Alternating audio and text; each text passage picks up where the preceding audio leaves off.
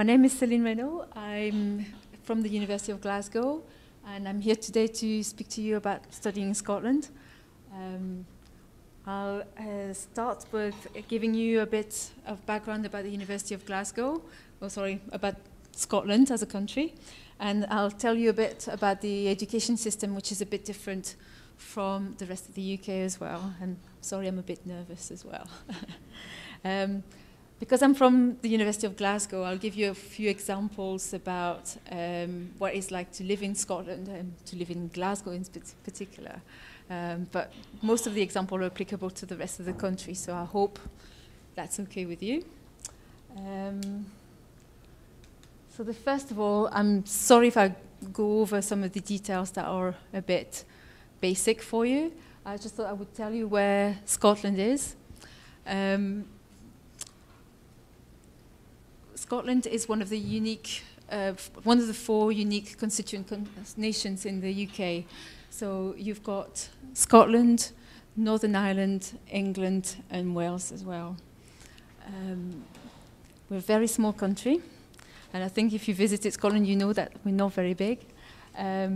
We became not completely independent. We've had a new Scottish Parliament in 1999, and that means we've got a bit of independence about health issues, education issues, legal issues. So we're slightly different from the rest of the UK.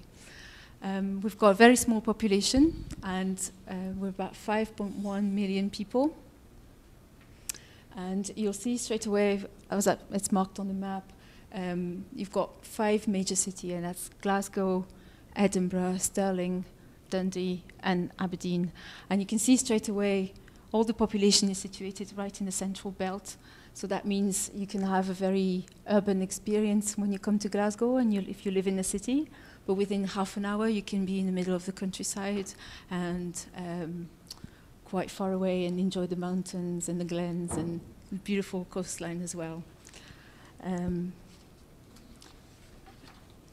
Despite being quite a small population, we still represent about 9% of the UK population. So the UK population is about 62 million people. England is about 52 million people, and we are about 5.1, so still a bit tiny, but not too bad. Despite being tiny, we have about 30,000 students coming to Scotland every year, and from over 180 countries. And the reason for that is because we've got 14 campuses in Scotland. And you've seen we've only got 5 million people, 5 major cities, but still 14 campuses. So if we go back to the map, you can see in Glasgow, for example, we've got 4 universities, and we've got the University of Glasgow, the University of Strathclyde, which is a bit more towards working with engineers. You've got the University of West Scotland. And you also have the Caledonian University and the Glasgow School of Art, which is an institution that offers fine arts and applied design as well.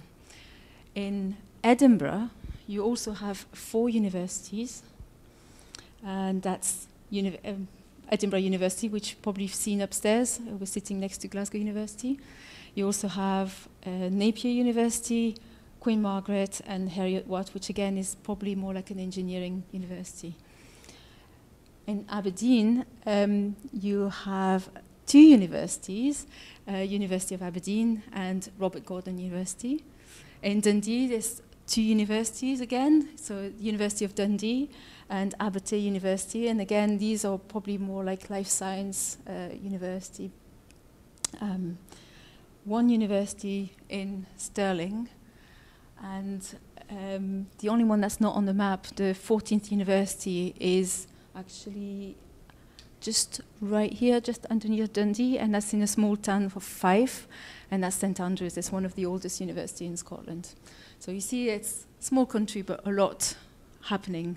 And there's a lot happening in terms of economy as well. You'll see all around the cities, for example, in Aberdeen, you'll have oil and gas industry. In Glasgow, it'll be more finance. You'll have creative industry as well. Dundee, will be mainly life science, biology, etc. So I should just go back, fast forward.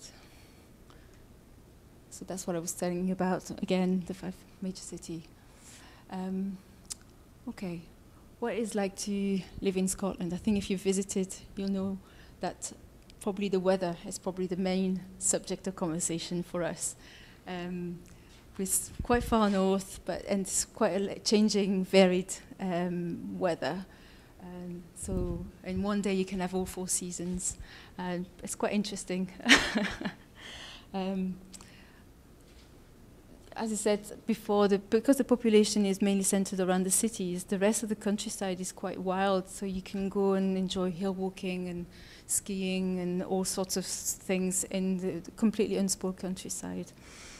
But mainly particularly as a French person, what I enjoy is probably the hospitality of the Scottish people, and you always feel welcome, and you can join in any sort of activities and cultural activities and expression of their culture. So for example, at New Year you can join in Hogmanay, and in January you've got Robbie Burns' celebration, and that's again eating haggis and declaiming poetry. So it's very welcoming country. The Scots also have a passion for sports, and if you've visited Scotland, you probably know that as well. So you knew they've probably invented golf. They've invented, or at least they claim to have invented rugby. But there's always something to do in Scotland anyway. So as I said, because of the countryside, you can go you can go kayaking, you can go hill walking, you can go skiing, you can play golf, and you can join in the passion for football that everybody loves. Maybe you're wondering what this picture on the left hand or the right hand side is. It is, yes. Do you know it? Of it, okay. Usually people don't know what it is, and that's played on ice, and that's quite typical, and that's a sport that Scotland is good at. So I thought I'd include a picture here as well.